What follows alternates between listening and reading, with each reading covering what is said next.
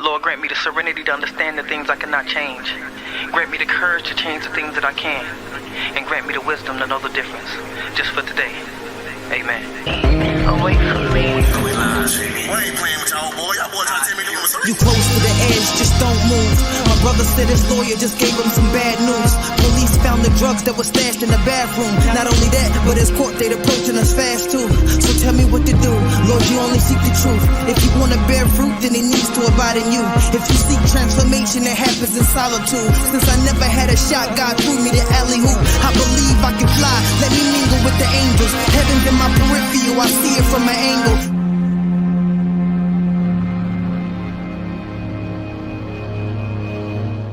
What's up, good people? Welcome.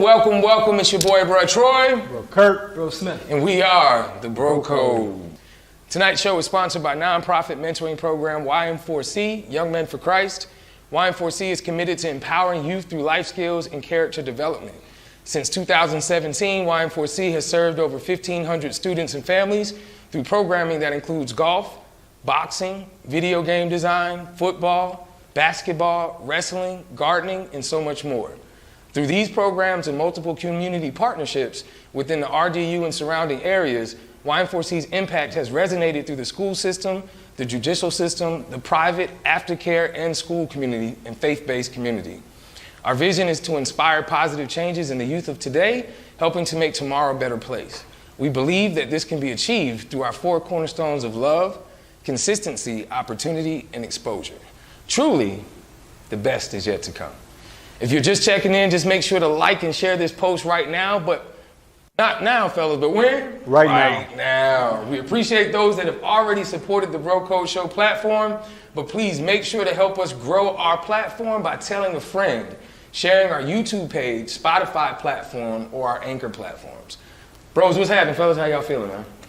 Good. I feel good, man. Even though we should have coordinated on the I green. didn't know, man. Y'all didn't call me, huh? On my mind. I mean, hey, we coordinated. I say, you know what? He's not going to rock this. I should be good. But at least it's not the same shirt. Indeed, but we are definitely all about love and impact. We just got off of that series, so I think it's definitely fitting. Mm-hmm. So yeah, man, how you feeling? Good, man. Good? Yeah. We're doing a whole lot. And shout out to Angel Oak, right? Yeah, Dave Chatham, all the great fellas over at Angel 8 Creative. Definitely glad to partner with them to create a service to amplify the voices of others. So, yeah. Indeed. Well, fellas, we got to shout out the big homie Johnny Hackett Jr. and the team at Black Friday Market and Black Dollar CEO. Actually, we are sitting right now in the factory at 811 Hillsborough Street in downtown Raleigh, North Carolina. Hargett Street. Yeah, it's Hargett. Oh, yeah, hold on. We gotta go back, Jay. Gotta go back. I'm gonna start over. 1, 2, take 3. We're actually sitting down right now in the factory at 811 West Hargett Street in downtown Raleigh, North Carolina. The factory is an organic incubator space for entrepreneurs, creatives, and curators. And the Bro Code Show is all about partnerships. So make sure to connect with the factory and stay tuned for what's to come from the Black Friday Market family. Now, fellas, look, man. Nothing great ever happens alone, and tonight's no different. And I think just being in this incubator space, just being in this factory and what it's about to produce, and us all about partnerships, all about coming together and coming alongside, we always ask a question before we bring the guest on, and tonight's guest happens to have a love for 80s movies, right? And I think it's quite fitting. So I want to know from you guys, man, when we think about 80s movies, if you could come up with 1 or 2 that really hit different for you, and why? Yeah. Well, for me, Coming to America. The first one, obviously, right? The first. 80s, right? The original, indeed. You know, right? the use of characters, the story, the humor. It's timeless. I watch that now. Anytime it comes on, I'm stuck to it. How many times have you watched it? Right. I'm going on at least 100. What's your line? Everybody's got a line. She's your queen. Yeah, that's it. I'm ready. I'm ready for that one. Indeed. Man, that's classic. So classic. Number 2 would have been Back to the Future. Mostly because a lot of what was in that movie, it's happened. Yeah. You know, we're past that moment, and sometimes we're still catching up on the flying cars, but a lot of that movie has come to pass. And that movie is ahead of its time. Right. Indeed, I love both of them. Yeah. I'm gonna have to go with Harlem Nights. Ooh. One of the first ones that I learned so many curse words as a kid. I mean, it was full of them, man. But you think back now as an adult, classics. A lot of those people have passed on, man. You know what I liked about it was that they meshed so many stars. I mean, iconic stars. Yeah. And there's something now that you think back on when they work together. It takes something to come in and work together, Yeah. egos and all that stuff. Later, you learn some of the stuff that happened behind the scenes. So my second movie would be probably The Karate Kid. Just and now looking back on it as an adult, and I watch it sometimes even as an adult, the lessons that he was teaching. I was just about to ask you, right? What was your favorite Mr. Miyagi lesson? Man, when he was when Daniel got mad, he's like, man, you gotta be watching your cars and watching the fence. I ain't pay no fence, man. Yeah. But I love that you know, being mentors, you're That's teaching right. lessons sometimes, not at the lesson. So yeah, I love that movie. It's the little things, right? Yeah. Right. That's what success is. Yeah. The little things, right? I can You dig keep that. up with the Netflix special, the Netflix series? No, I'm done. The Cobra Cobra Kai? Kai? Yeah. I got into it a little bit, only because it's nostalgic, right? More importantly, have you watched? Oh, never mind. I ain't gonna ask you about the Kanye. You still ain't watched it. Yeah, I'm I haven't sorry. went through the whole thing yet. It's okay. We have to do that in a rehab session. We're going to bring him to the house and make him Pretty watch. much. For me, it would be Goonies. Man, that one, Chunk and Ice Cream and what was it, Sloth? What was his name? The ogre. Hey, you guys, with the Superman shirt on. Yeah, I know you're talking about. Yeah. That was the one. Yeah. I love that one. And what was my other one? Who Framed Roger Rabbit? You know, as a kid, you know, before you got into Playboys and things of that nature, you would watch like the Jet magazine. Like I had all the Beauty of the Weeks. You know, I remember that was probably my first vision board was Beauty of the Week. I only read their stats, like where they were from. Where they were from? And so you just wanted that one paragraph at the end? You like the hobbies, huh? Yeah. Indeed. It was always at the barbershop, She too. bakes cakes. It was always at the barbershop that I Yeah. got a chance to see the new Jet magazine. Yeah. So anyway, I say that because Who Framed Roger Rabbit visually, Jessica Rabbit was like, wow, you know, and as a kid it was like, okay. And it was supposed to be a cartoon, but yeah, man. So I would say those two would be my 80s movies. That's good. That's good. Well, nothing great happens alone, gentlemen. Tonight we have Danya Perry. I think he's in here. Where's President Perry? President Perry, He's come our on president, to the scene, okay. man. Yeah, Dr. Perry's in the building. What's going on, sir? Good to see you, brother. How you feeling? Oh, That's great, good. man. Y'all are crazy, by the way. Oh, man. Hey, man, you got to keep it light, bro. I appreciate You got to that. keep it light. We live in a crazy world, man. You got to be a tad bit touched. I appreciate that. Just a little bit, man. So, Just a tad bit. Tad bit touched, man. Just a tad bit. How you feeling tonight, man? Everything's well? Yeah, maintain. Hey, man, welcome to the Bro Code Show. We're definitely glad to have you. Absolutely. So, individuals that are listening, right, for our listening audience right now, in 90 seconds or less, put some respect on your name and run your resume. This is the toughest part, you know what I'm saying? Because I'm a servant leader. Yeah. And I started out in juvenile justice, doing work around overrepresentation of black men, black males in the juvenile justice system. Did a lot of gang intervention work, gang prevention work around the state and around the country, which I gotta also correct Johnny Hackett, who said I was from LA. Yeah. And I think he said I was a gangbanger. I don't know. So you can actually insert that clip in right now of him making that statement. But no, I'm from North Carolina, from down east in New Bern, and I was just fascinated with how do we support our at-promise kids. Yeah. And so within the juvenile justice system, I had an opportunity to really focus in on that.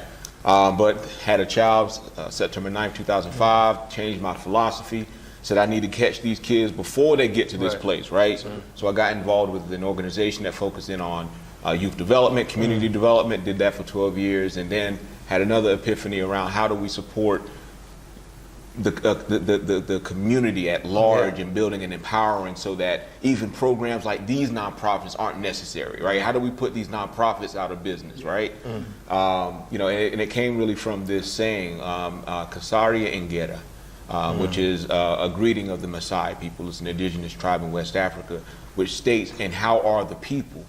I'm sorry, and how are the children? That's the greeting. Yeah. So, because in their mind, if the children are well, Everything else. that means the people as well, right? So that got me focused in on how can we talk about equitable economic development, and that was with the Raleigh Chamber, and started really working on that around 2018, and that then morphed into the work that I'm doing now with the county around building a plan for the county around diversity, equity, and inclusivity, but also how do we dismantle systemic racism when we acknowledge that Black and brown people have different lived experiences within our community. Yeah. So I don't know if that was 90 seconds, but close enough, man. Because you said some great words. Acknowledgement is a big piece of it. Yes. Yeah, indeed, man. Absolutely. Acknowledgement is a big piece. So I'm curious, with all of the justice work, with all of the advocacy work, children are your burden. Helping people. Period. Yes. As a servant leader, that's a word that we use all the time. Yes, sir. If you weren't doing this, or what would you be doing, or what's the secret passion that we may not know about? Oh man, DJing. Really? Yeah. I didn't know about it. Yeah, okay. I mean, I'm What's your DJ name? DJ such and such. So it's a bedroom DJ. I'm not out there yet. I don't have, but I'm around a lot of incredible musicians and DJs, and part of Black Jedi Zulu, which is founded by my homeboy Ninth Wonder. Yeah. Who shout out to Ninth.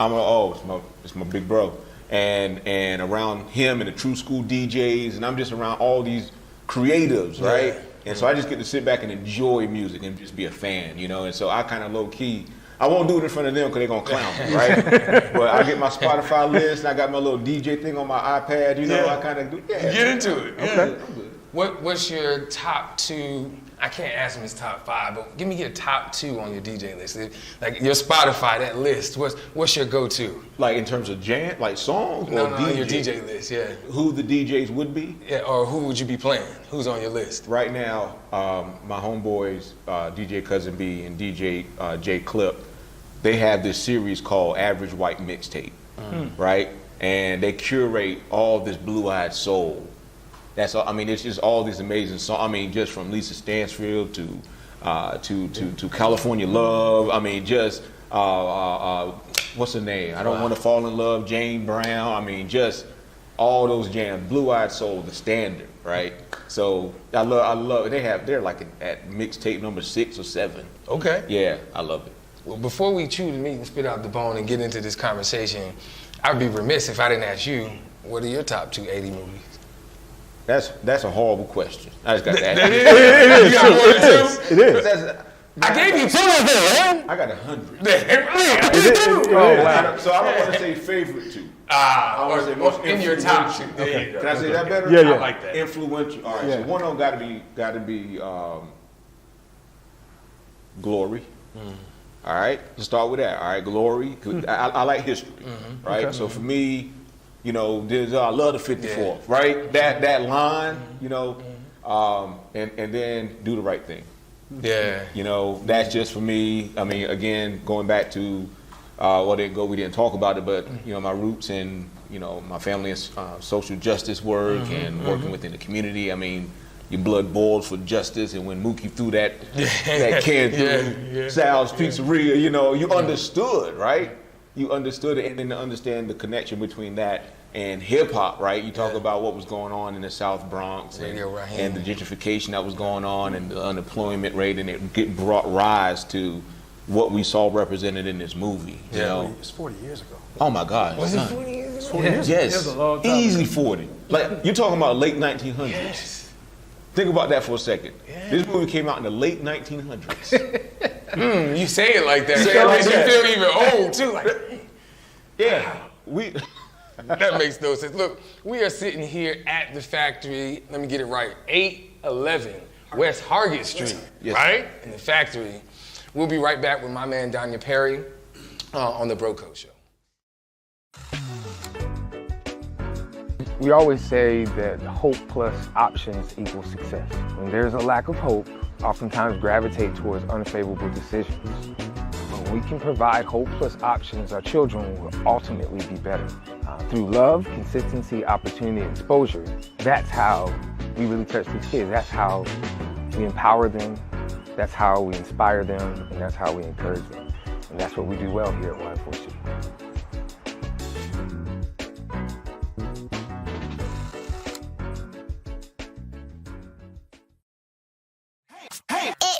It's DJ D-Dub. That's the tricky side where they let the blicky fly up. I'm surround me trying to get me tied up. I turning tired cause I fired up. I hit 50 feet. Pull up to the city side. That's the tricky side.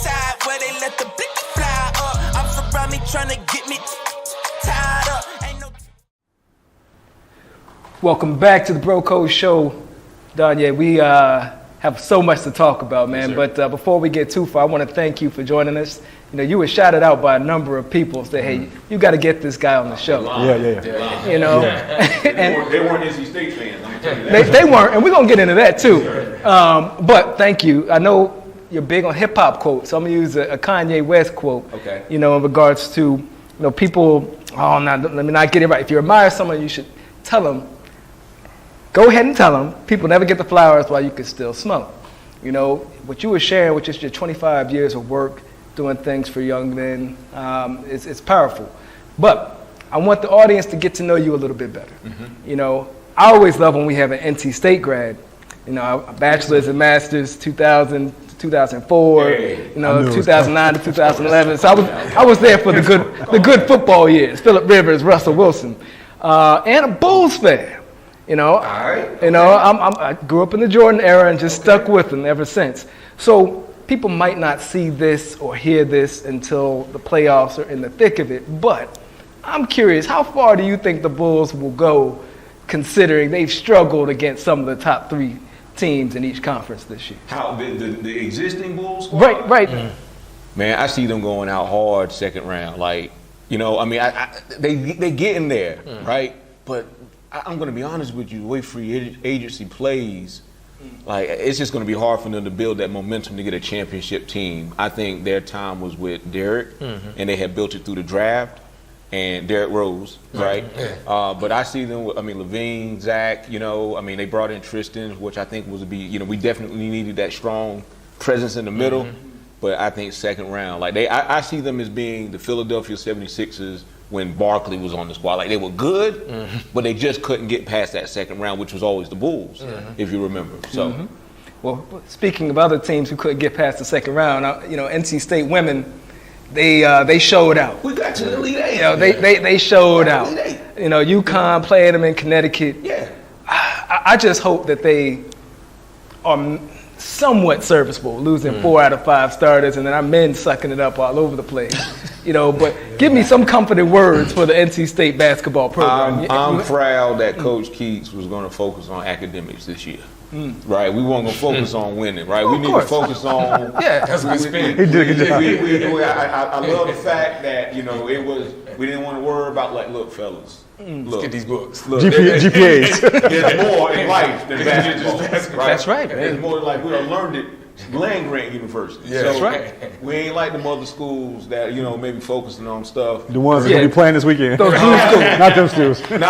They don't even go to class. That's what it They is. got fake classes. That's what it is. Yeah, I mean, I get it. But look, if that's what they like to do, that's fine. But we set our students up. I'm petty. I'm hurt. Not you. Right. Okay. Well, let's dive into your upbringing a little bit. You know, from what I think I know, father's a pastor, mother spent a lot of time as an activist, and an uncle, as I understand, is real big in the Dolomite. And so, see, I've done a little research. So, We do research. We don't just show up, bro. We don't just show up here. I don't know what shows you've been on before, man. you know, not trying to put all your family business out there, but I'm curious. We all got that one. So I'm curious, you know, how did any of those people and others that, you know, I might not have gotten the info on, how did they shape you as a child? Man, listen, today I tell folks all the time, my dad, I was able to see every Sunday a public speaker, right? Like somebody that, I mean, his literal mission was to move people towards Christianity. Like that was his mission, right? So every single day, every single Monday, every Sunday, I got to see him try to figure out how can he, and the psychologist, I guess, term for it is motivational interviewing, right? How do I get you to move from here to here? I can give my best fire and brimstone sermon, get you up to that altar, and have you ready to give your life to the Lord. Yeah. That feeling gonna fade away in about 48 hours though, right? So how can I get to you and get you moving towards what you need to be doing, right? And he had this spirit of, you know, he opened his church, he was crazy inclusive, come as you are, and believed it, right? And believed it. And so, and he was the type of preacher, he said, I didn't come to preach, he didn't take a salary. Nah, he didn't take us. He said, the Lord didn't tell me to do this for money. My dad was preaching. My dad got a crazy story. He was preaching. He said God told him to hitchhike to this place called Salisbury, to go to this place called Livingstone College. He didn't know what a seminary was. He went there. He got there. He hitchhiked and got there on a Sunday. They were closed. A man was closing the building. He didn't even know. He just walked up to this man and said, look, he said, this is going to sound crazy, but God told me I need to be here. That dude ended up being the dean of Livingstone College. And he said, if any person did that what you did, you supposed to be here. He said, come stay at my crib and we're going to get you enrolled. So, you know, he is led. Like, he believed, I mean, he is led. And so I saw that, and my mom, you know, her blood boils for justice. I mean, she went to the Mecca and Howard University. I remember my aunt used to say, you know, you're going to be militant like your mama? Like, and she would always say stuff like that. And I remember seeing those old world encyclopedias, right, on the shelf. But above that shelf, it was, you know, books by, you know, Elijah Muhammad. You know, we had books, autobiography of Malcolm X, you know, notes and the letters written from a Birmingham jail, you know, Martin Luther King. She had all this, and I never really saw it as a resource, because that's just mama who's out here in churches and schools making sure that the community's good. She started the Carter G. Woodson Foundation, and she was one of the first 4 kids that were integrated into New Bern High School. Wow. And it was a strategy. Think about that for a second. It was a strategy to get 4 girls to integrate first, because they knew what was going to happen. So, and they made them wear their Sunday best, because it could hopefully minimize the potential threat that they would be to the folks in the school. And she was one of 4 girls going into the high school. You know? So that is right there. I give acknowledge to them, because they set me on a path towards, I have no excuse, right? I have no excuse. And anybody around me, we have no excuse. We got to use our power and our gift and our platform to be able to make change. So that's why I appreciate that question. I love that. I like how he shifted away from the Dolomite real carefully. He went straight to the method, right? Hey, he does this. He's every Sunday, right? Rest in peace to my Uncle Chuck. He was, when I saw Uncle Chuck, because he had like conch, so his hair was, I mean, he had good hair, you know. He had laid down. He had his old Chevy Impala, you know. I mean, he used to pull up to the church. He'll take me and my brothers and my sisters. He'll take us up to the Handy Mart. You each got $1. You know, you each got $1. He'd be playing all the stuff that we couldn't listen to, right? And so if I got a new cassette tape from Record Bar. That's why I used to get my. You can play it with Uncle Chuck. Right, I can play with Uncle Chuck. I put my little Ice-T in there, my NWA in there. He'll let me play it. But then he slid me this dub of another dub of some old Dolomite. And he gave me my first Robin Harris cassette tape, because I just loved. He loved just sitting and listening to Red Fox. He had albums of Red Fox, of Richard Pryor. I mean, that was just his thing. He slid that to me, like, don't tell your mama. Don't tell your mama. This thing, and we'll go close all the doors in the house. We go and press play. Put it real low. Right? That's an education in itself. Man. Wow. Robin Harris, I haven't heard of Robin Harris. I guess you got to be 40. Baby Kid. Okay. Baby Kid. They don't die. They multiply. I didn't know by name, but I know Baby's Kids. I just saw a special on her. Did you feel it? I was like, no. It was late 1900s when that came out. It was the late 1900s. I gotta start using that. Oh, the other one I was using, people for the last 2 years kept saying BC before COVID. Same thing. What you got, bro? So one of your jobs you mentioned was, I think, community in schools. Yes. You worked there for about 12 years. 12, 13 years. And shout out for your new position, which I think you're about 79 days into. But we'll talk about that later. But violence and gang prevention. Was there a lot of, first of all, you've done it locally, you said, but also nationwide. And I'm from Michigan. There are a lot of gangs in Michigan. But when I moved to Raleigh, I was like, no, not here. It ain't about that life here. Correct me in this, because now that I'm in the schools more, I see a lot more of it. But you have to almost be in the schools to see the violence and the gang prevention that needs to be done in the schools. Talk to us a little about how that, I guess, that lens that people don't see in Raleigh. Well, first you got to know what you're seeing, right? You got to know what does it look like, right? Okay, so I mean, I remember doing gang intervention work with my brothers in LA and Chicago and whatnot in there, and then they would come and help me out doing it in North Carolina, and they would say, "Hey, y'all ain't got a gang problem," but it's context, right? It depends on the environment that you in. So I think with social media, with music, I mean, because we learned, I'm from New Bern, right? Yeah. 2 hours east, country boy. Yeah. But I learned about gang culture in Compton because of NWA, right? Yes, sir. So there was a little bit of part of wanting to emulate, right? So we do have some young folks that just emulate the coolness of it. They just see it as cool. What my challenge is the young people that needs it to be, they see it as a way to be successful, right? And so you don't have to be a formalized traditional gang like the Bloods, Crip, and the 8,000, Daniels. You don't have to be those. You can just be what we got like in Apollo Heights, Raleigh Road Crips, right? We could be the Rolling Raleighs. I mean, you just need a group of disenfranchised, disconnected young people that see the value proposition, because we're all social creatures.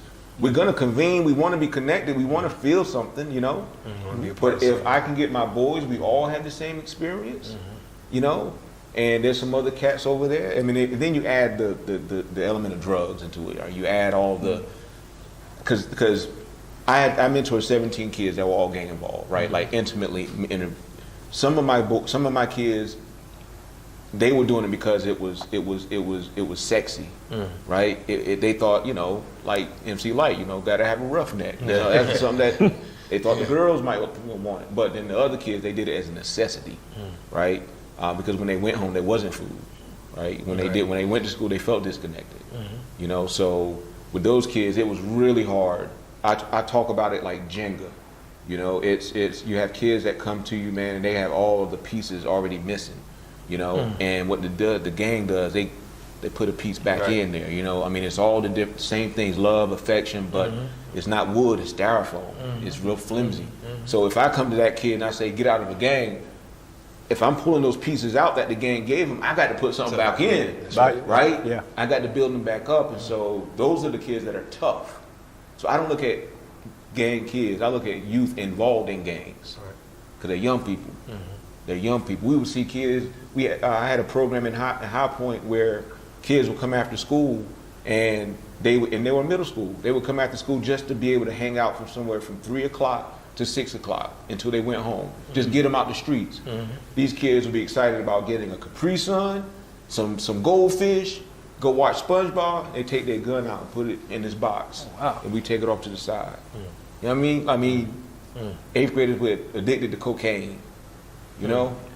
How do you how do you process that, and what have you seen as the relationship they have with their parent or significant influence in the household? How does that shape children at that age? I mean, trauma can be passed down, and so we always talk about, and this is to all my incredible youth service providers and folks that are doing this work, you always talk about, the house is the first and foremost teacher of kids.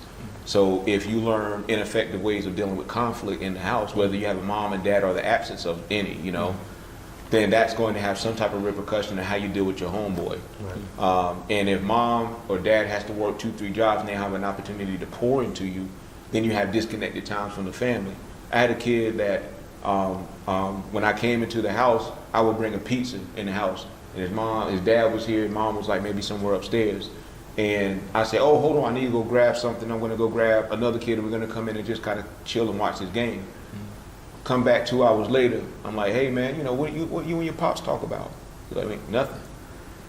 Like dad didn't say nothing to him for 2 hours that I was gone. And so it's not even as complex as like violence all in your face and you walk out the door, you have to protect yourself, and it's sometimes some of those little nuanced things that if it's a push and a pull, gangs are trying to pull you, and if you don't have somebody trying to bring you back, and that seems like an option, a valuable option, it's a cost-benefit analysis. These kids, if you go and get love over here, you're going to get it over here. That's right.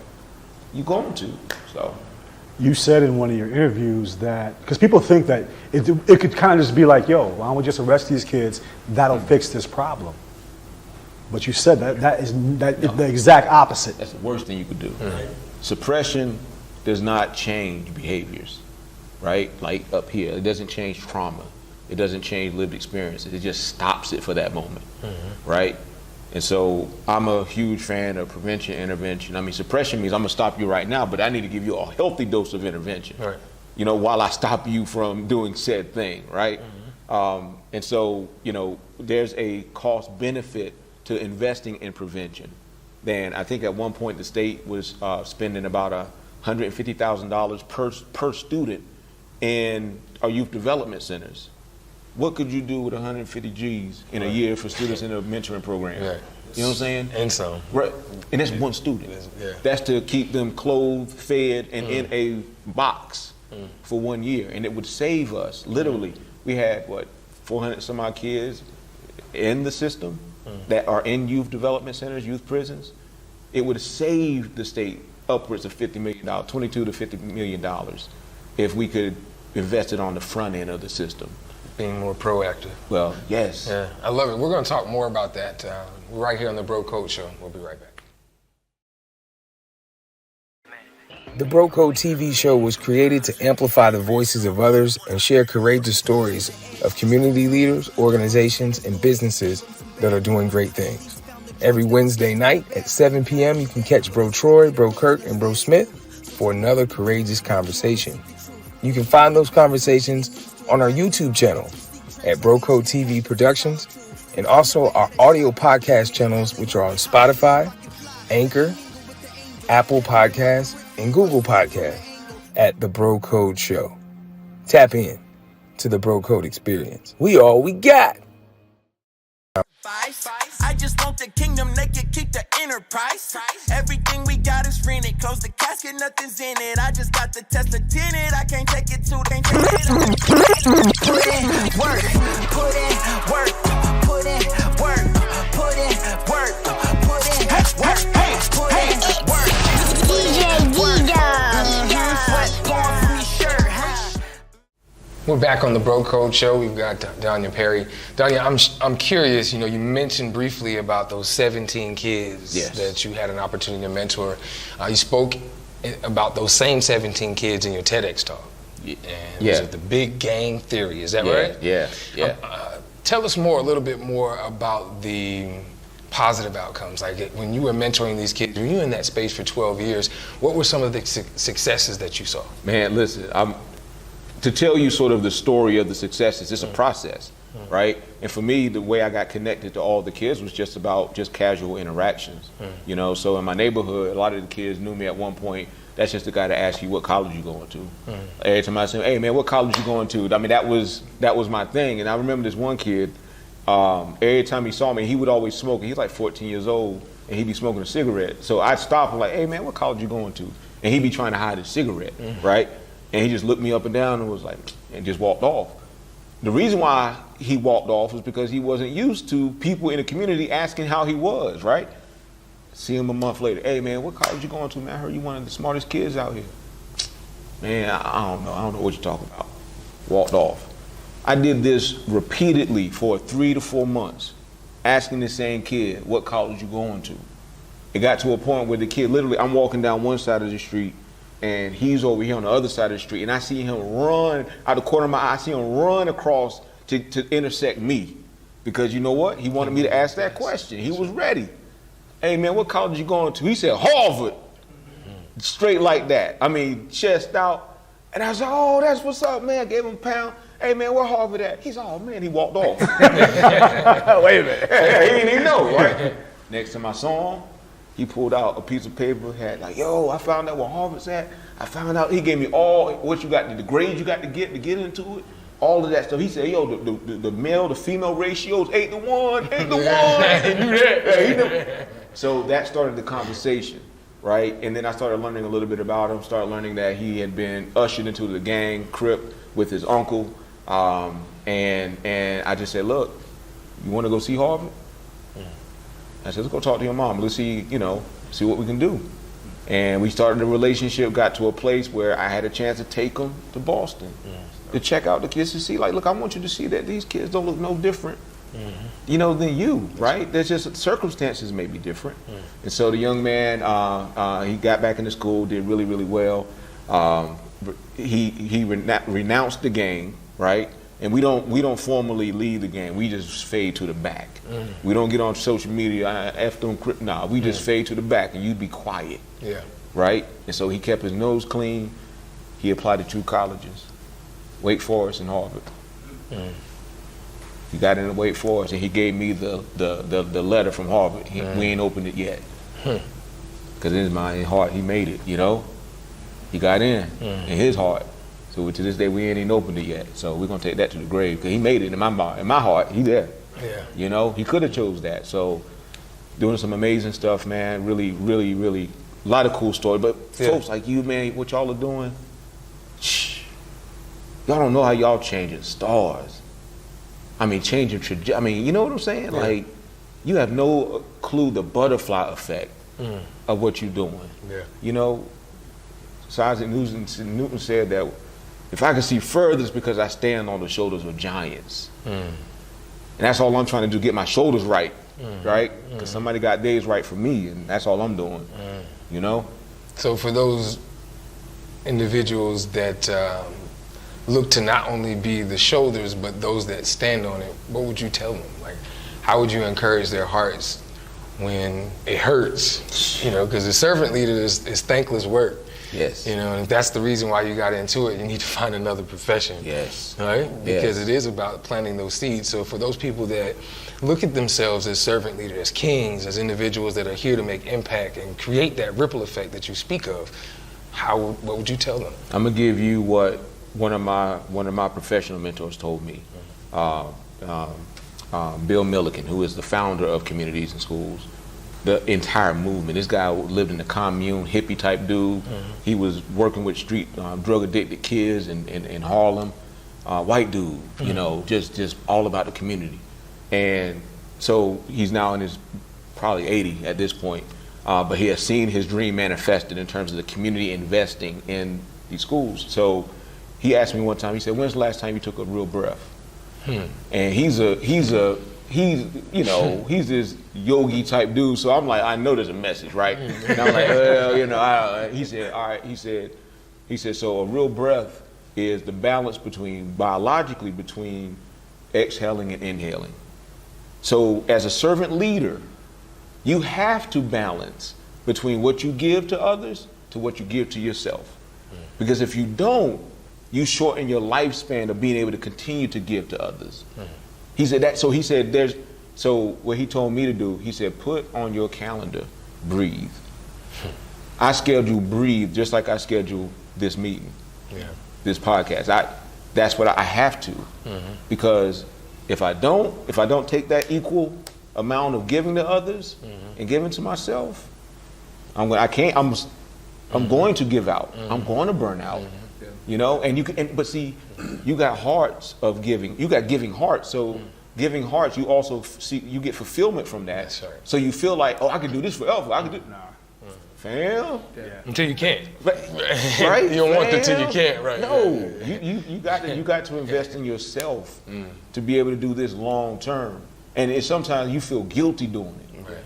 Because you're thinking, man, I could have went and saw that kid. I could have went and done this. You're gonna feel guilty for going to get yourself some ice cream, right? I know I do. Yeah. So yeah, I love that. That's one of the things we talk about, especially with self-care, self-time, self-management. So right on. I love it. Breath, breathe. I'm gonna do that. I'm putting that talking out about there, that a little bit. absolutely. Yeah. Breathe. I like that, and the analogy between giving, right, inhaling and exhaling, and how that correlates to how you give to others. So good stuff. What you got, bro? Well, I want to turn it back into what it is that you do now.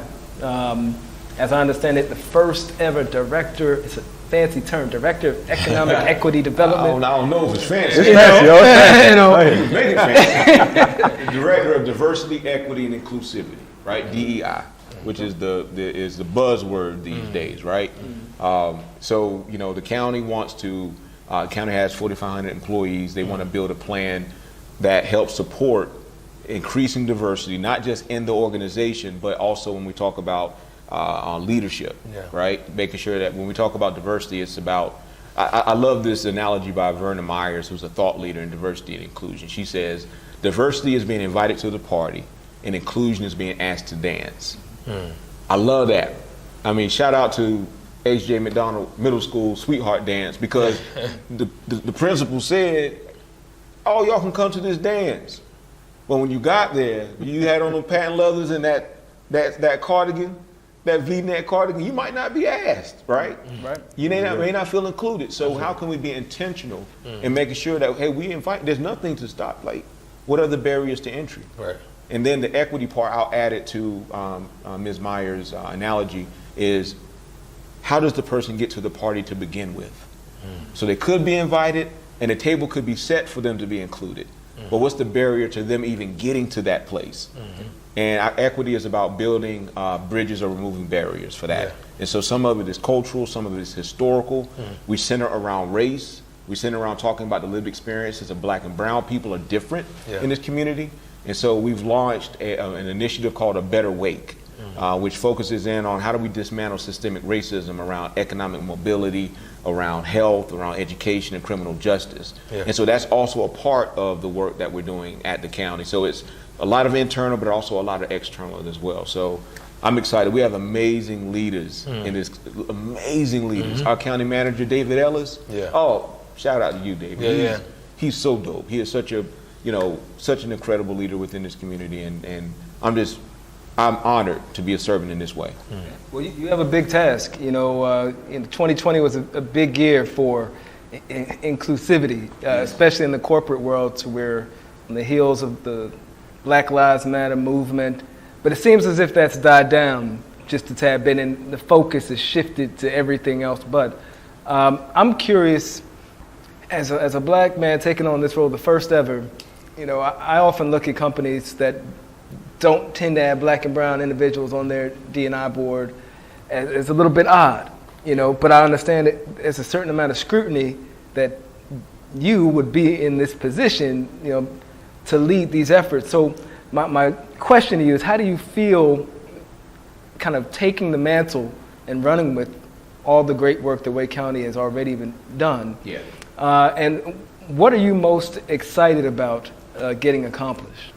Right now, it's, to your point, is to stem the potential of that momentum being gone. And that energy that has happened after the murder of George Floyd and Breonna Taylor. I mean, that energy that both, private corporations and also public entities had, right? So how do we build fluency? Going back to my father, when you think about it, he said, look, I gave my best fire and brimstone sermon. I got 48 hours to put in a plan. So from my perspective is, how do I get you who you just made a statement saying that you were anti-racist, that you wanted to do DEI work, that you want to dismantle systems that are creating inequities. You made that statement, so how do we bring it to strategy? And that part, to be honest with you, that's grind work, That's mirror work. That's putting the mirror up against, and so that stuff is like, I don't know about y'all, but it's hard to look at yourself like and say, that's wrong, this wrong. So that can be an easy sort of off ramp to the work, right? Because you didn't invest the time. But if I build a cohort of people, and these young people, they are not taking no anymore. These young people are saying, there was an Edelman report that came out that said young people are making decisions about where they work and what they purchase, based on the corporate stance socially.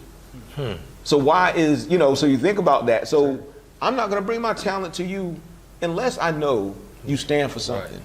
So companies are now saying, oh, we're gonna lose out on talent if we do not have an intentionality around this work. And I will say, I assume positive intent in any leader, any organization doing this work. I assume positive intent. My homeboy Greg Meyer says that well-intentioned people create inequities every single day, right? So there is well-intention, but sometimes you just don't know what you don't know. And so I'm here to help build the fluency and the space for us to have these conversations that'll move us forward from statement to strategy. So today is 1 year since Nipsey, right? 1 year today.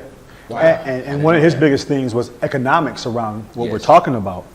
How will you know when you talk about winning, right? A scoreboard for NC State game, I know somebody had 82, the other team had 79, they won. How will you know? That's not funny. Yeah, I just. You didn't have to throw. You didn't have to throw. I'm gonna protest that question. Well, I say it this way. So on one of your platforms, you said that your tagline is "You want to make a difference," and that resonates with me because that was what got me into this work when I left corporate.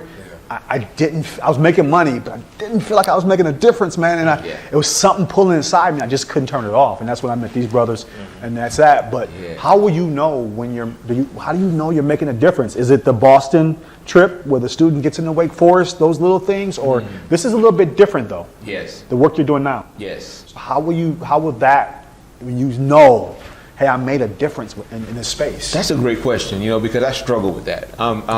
My background is research methodology. I'm all about the quantifiers, right? I need to know, for instance, if we are talking about giving more opportunities for Black and brown developers and contractors, I can actually measure that. I can say, well, we have a program here to level out the field to make sure that there's easier access for this developer to be able to get access to building this school, right? So I can measure a supply diversity program. I can measure recruitment and retention.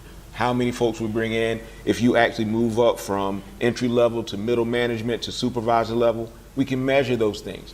But that can oftentimes, I don't want that to be the only measure of success. The other measure is qualitative. When you walk into a room and you feel like you are no longer the only, right? Like if you ever had that experience, then we ain't moved the needle. So from my perspective, is when our kids can walk into the room and they do not have to have that conversation about being the only. That's the measurement to me. That's good. And the first, right? We're still having conversations about first. Oh my gosh, fam, that first anything. Like, we still got to say that. And I'm right? happy because obviously it has to be a first. It's just understanding why, and where does that be? How do we normalize that being normal? Meaning that you see more people like us doing these great things, and it not be so, we have to give them a special. No, that's just what we do. That's who we are as kings. That's who we are as queens.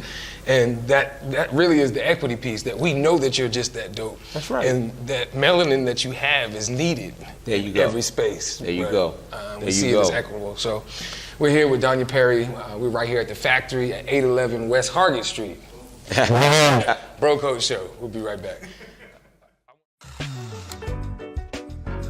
We always say that hope plus options equals success. When there's a lack of hope, oftentimes gravitate towards unfavorable decisions. When we can provide hope plus options, our children will ultimately be better. Through love, consistency, opportunity, and exposure, that's how we really touch these kids. That's how we empower them, that's how we inspire them, and that's how we encourage them. And that's what we do well here at Y4C.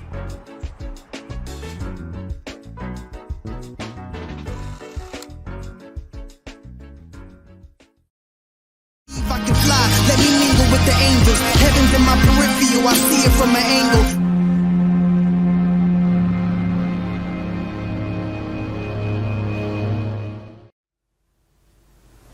Welcome back to the Bro Code Show. Danya, one last question for me at least. I often think about, for our audience, people listening, what can we do, whether it's in the office, in the streets, in the community, to emulate that more inclusive environment that you strive for, and be more equitable and diverse in our thoughts and actions? What are those things, so to speak, that we can do? And it's interesting, I put change management in two big buckets, right? Change in how you implement something new to make something different. One bucket is interpersonal, right? That's how am I as an individual, how I connect with others.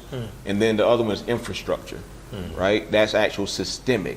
So I have this I've been using this. It actually comes from a curriculum that I was able to help support build at an organization that was doing anti-violence work.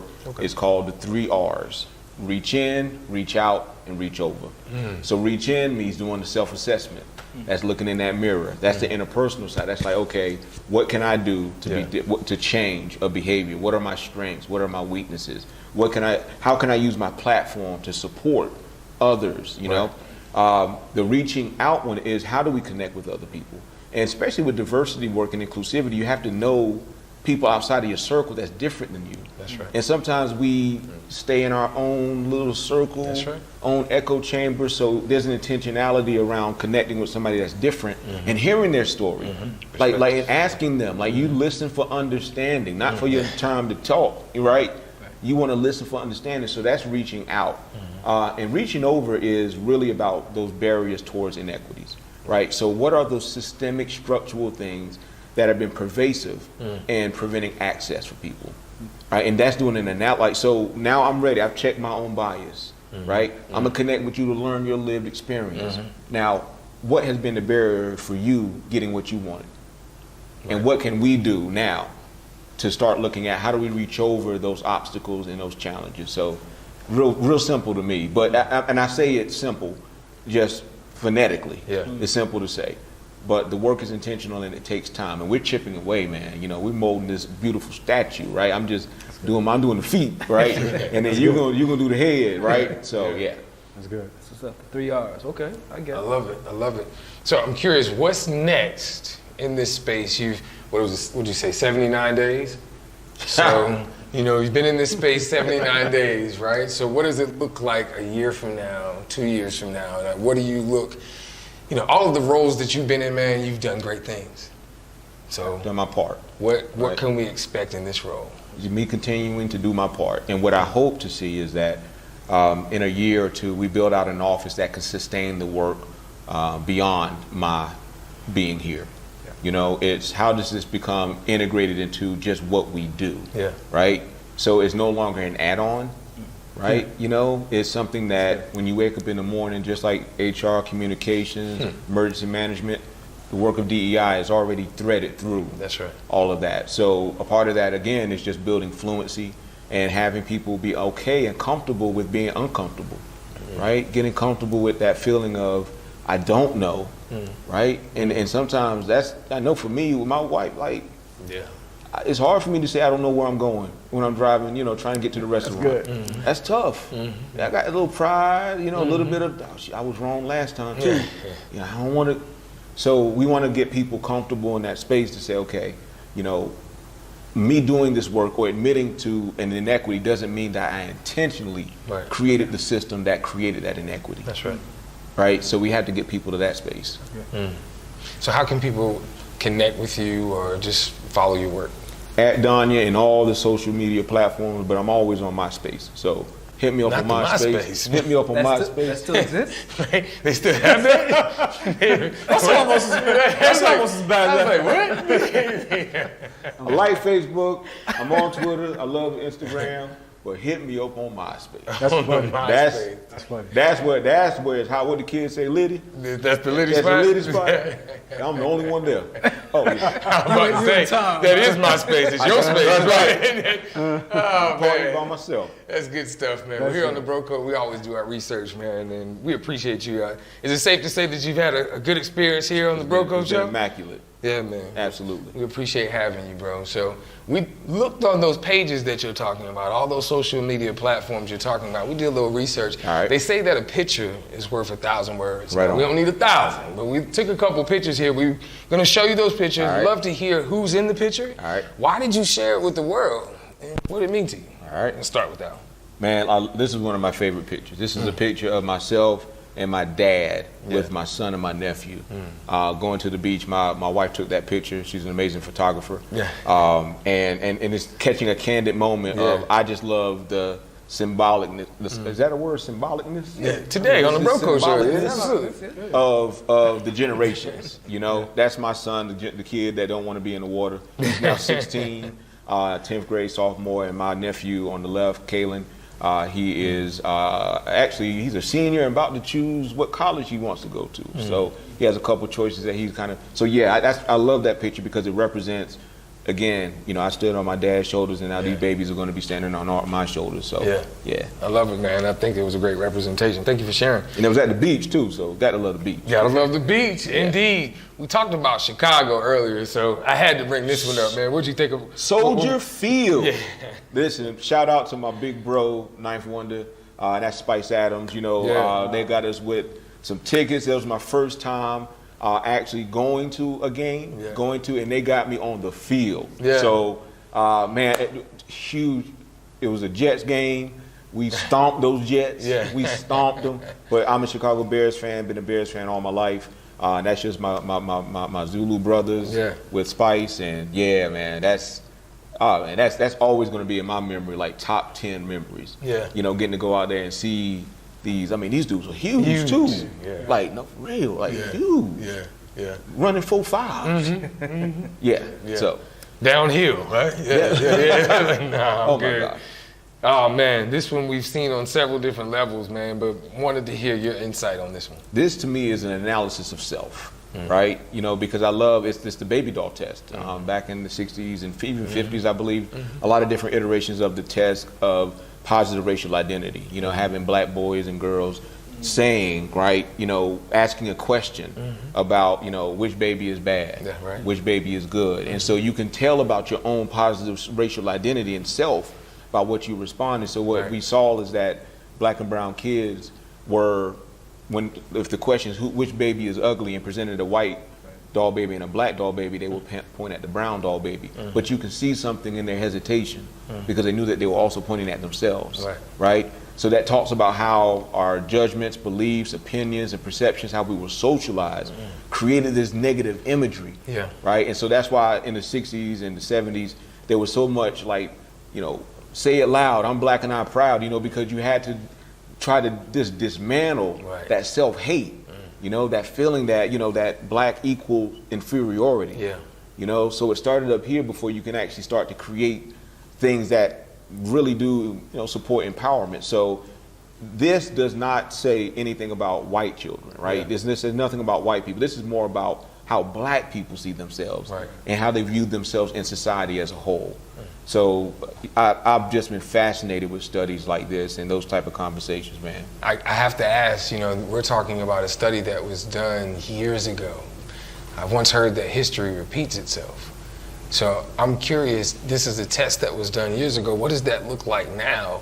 And how is it reflected in our children? Oh my gosh, man. You know, it's interesting because my son, when he was born and was conscious, the first president that he knew about looked like him. That's it. Had a hue that was, you know what I'm saying? He didn't know, you know, I had both Bushes, you know, Clinton, right, I had, you know what I'm saying? But so this is the most diverse our country has ever been in America's history, period. And, you know, I've seen now there's been this intentionality to represent black magic, right? This beauty in blackness, right? And even to debunk colorism between black culture, right? Within black culture.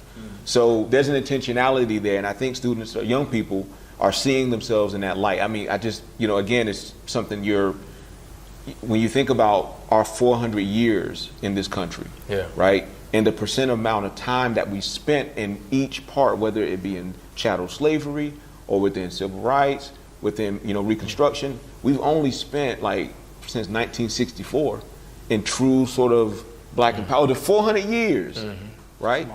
Small period. Small. Think about it like that. You know, Martin Luther King, he was born in 1920 something, 29. Barbara Walters was born in 1928, and she's still with us. So we're not that far, right? We're not that far, but I think we're. If you look at it from stocks, I look at it, we're trending up. Right? We're gonna have the little divots.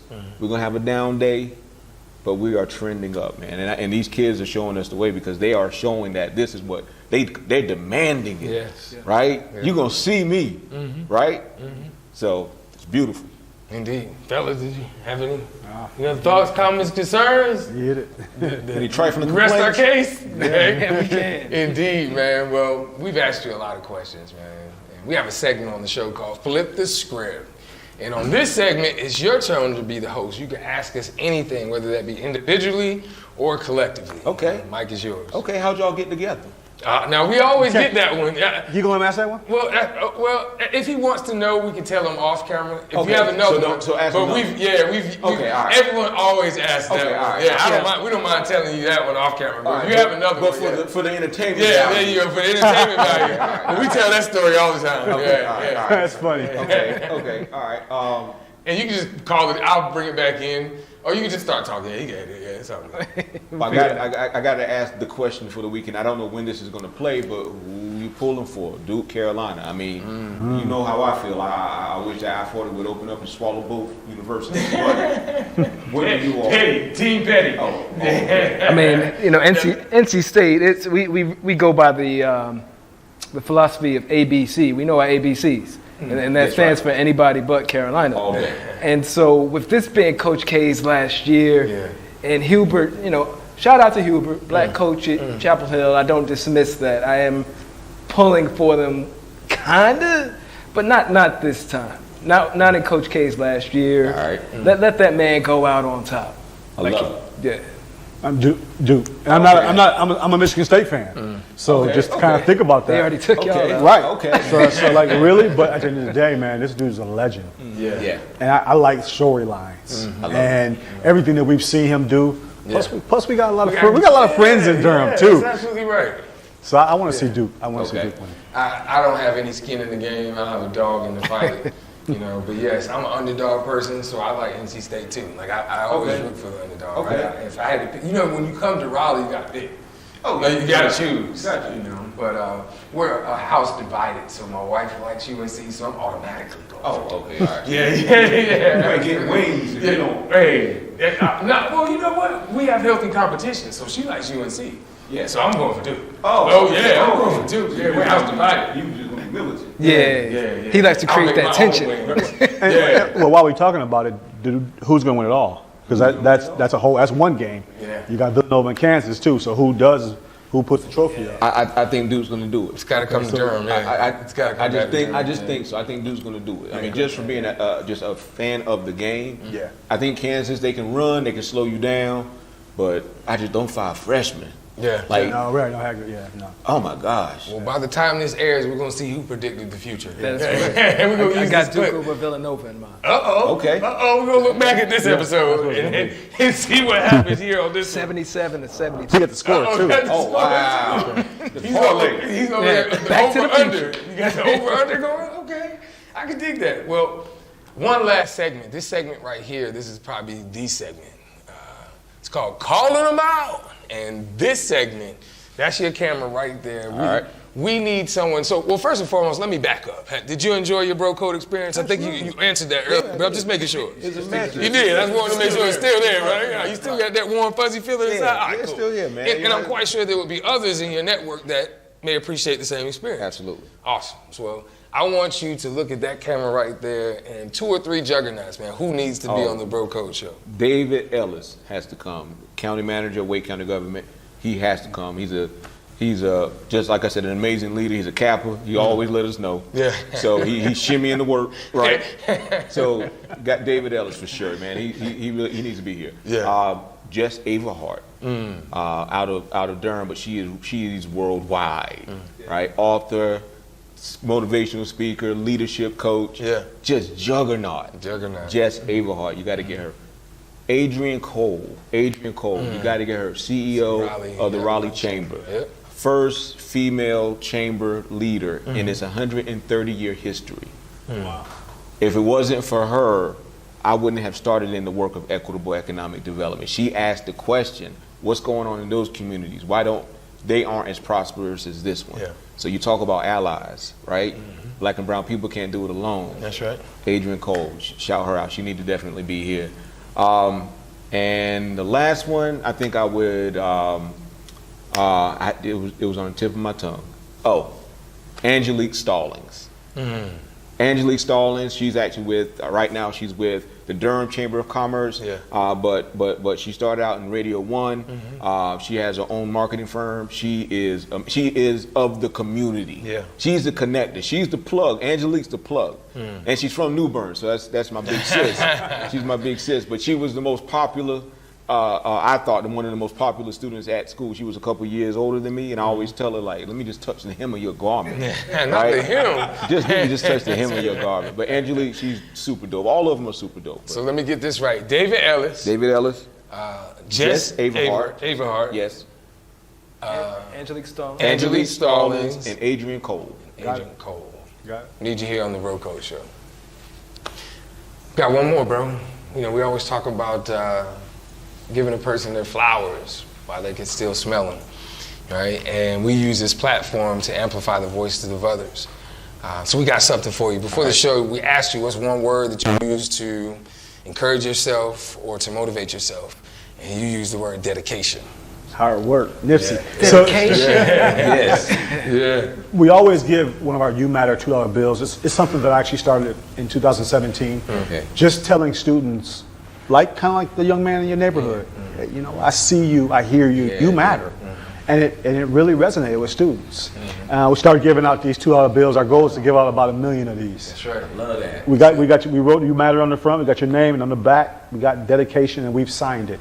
We just want you to know that we see the work you're doing, and it really does. Like, if you impact one person, that impacts their whole family. That ripple effect you talked about is huge.